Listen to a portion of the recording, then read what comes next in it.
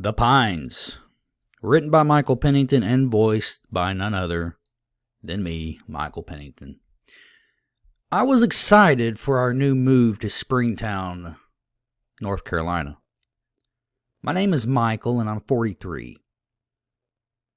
I moved the family to North Carolina from our Arkansas farm for a better life and a fresh start.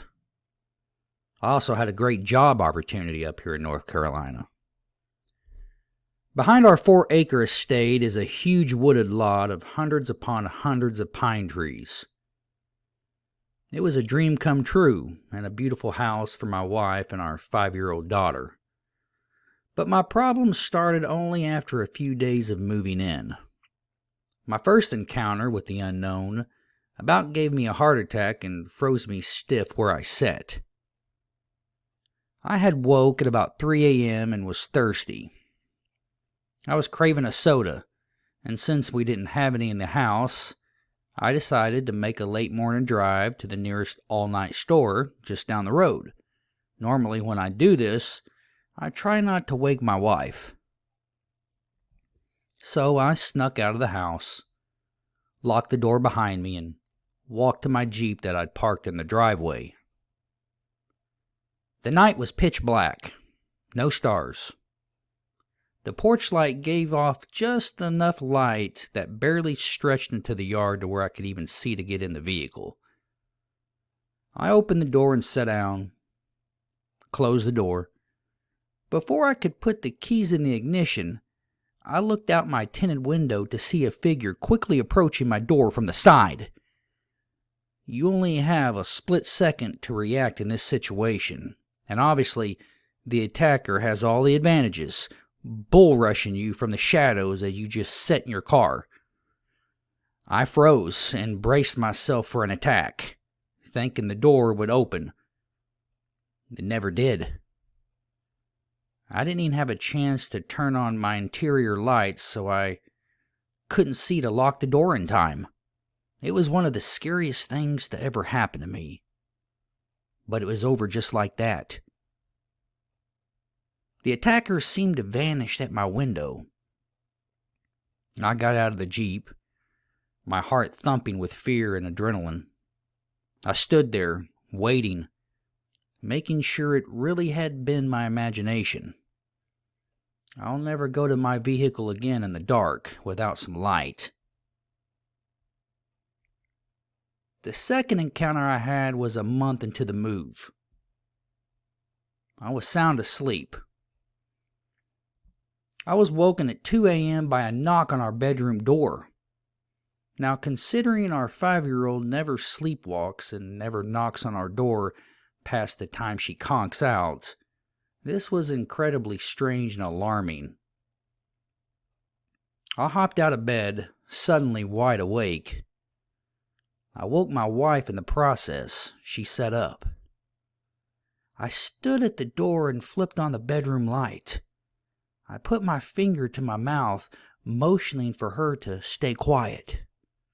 I fully believed somebody was in our house.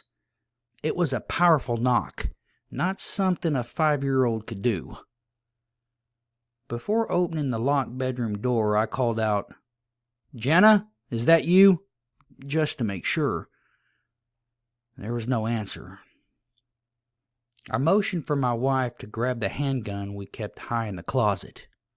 Concerned, she retrieved it and gave it to me. I opened the door to an empty hallway. I immediately went to Jenna's room. She was sound asleep. Somebody had knocked on the door. I was sure of it.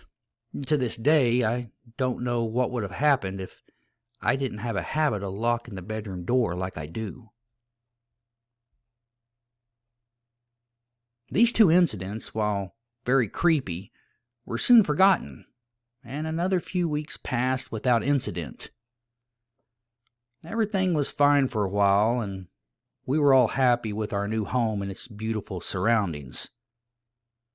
But then, like clockwork, something strange happened that still chills me to the bone, and this time, I wasn't the only one that heard it. My wife and I woke one night to the faint sound of music playing from outside our bedroom. Considering it was 3 a.m. and the music sounded as though it were from the 40s or 50s, we knew it couldn't be Jenna playing this. Besides, we had no radio in the other rooms, and Jenna had no tablet for means of playing music. I hopped out of bed. "What the hell is that?" my wife whispered. "I don't know, Becca. Let me check." I opened the door and could still hear the music. It was just loud enough to where I could make out some words, but I couldn't quite put a full chorus together to figure out the song.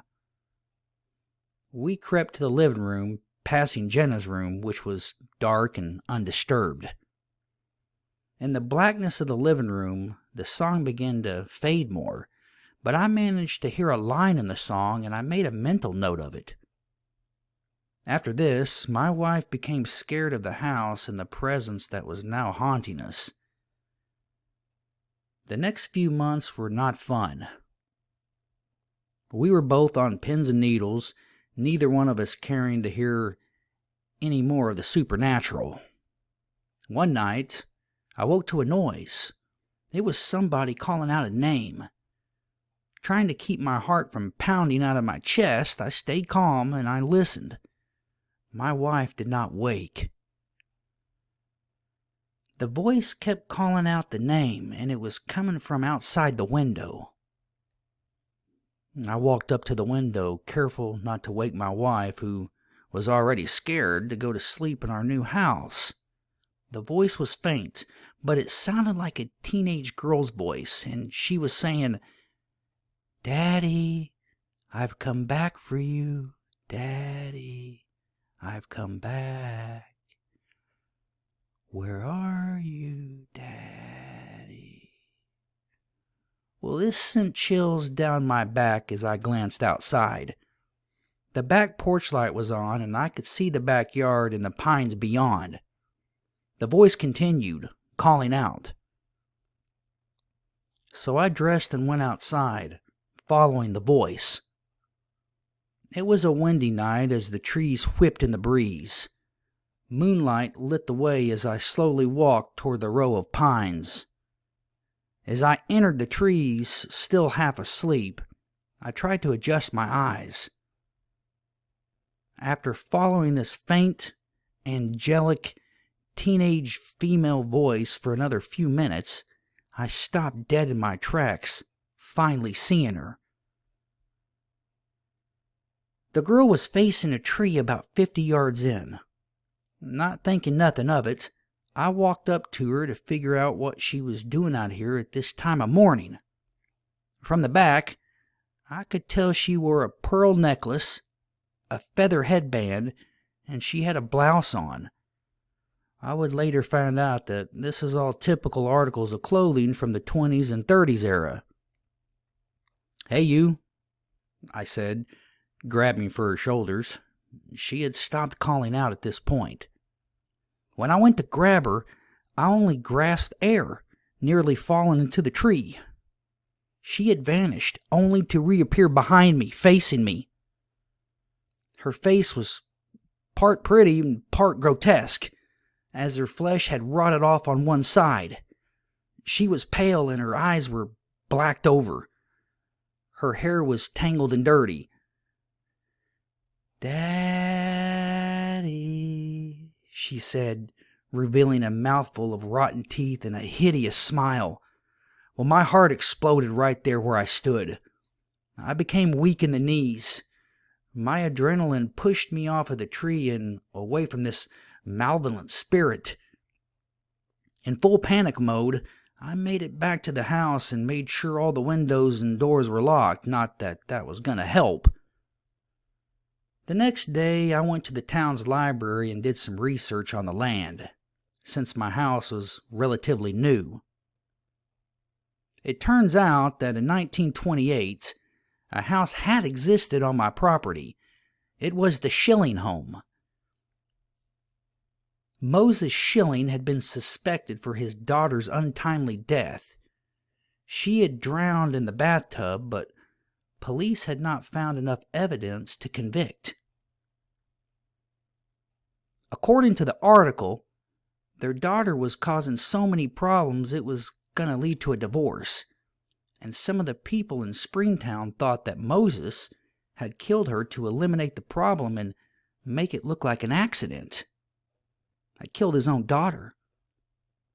Regardless, Schilling's wife had soon left him, also suspecting him of killing their daughter. Moses was found hanging from a tree about 50 yards behind his house, which was exactly where I was last night, in the pines.